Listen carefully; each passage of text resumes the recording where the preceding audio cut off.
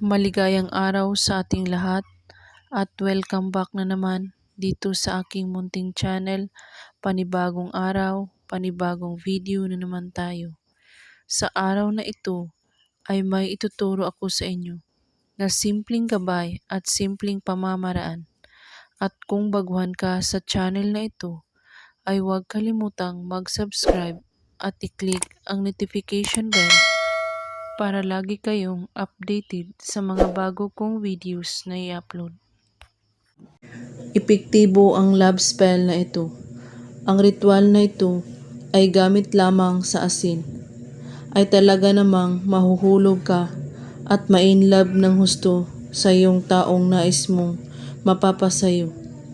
Narito ang mga kailangan mo sa paggawa ng ritual. Puting papel, asin at panulat. Isulat mo sa papel ang kanyang pangalan. Saka mo ilagay ang 3 kutsarang asin sa isang plato o mangkok.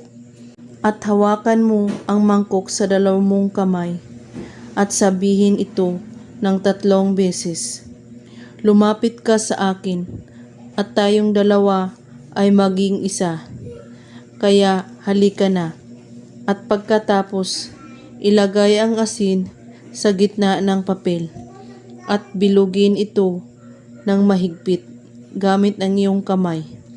At pagkatapos, pumunta sa lugar na walang makakakita sa iyo at sunugin mo ang papel na ginawa mong bilog hanggang sa tuluyang maabo nito.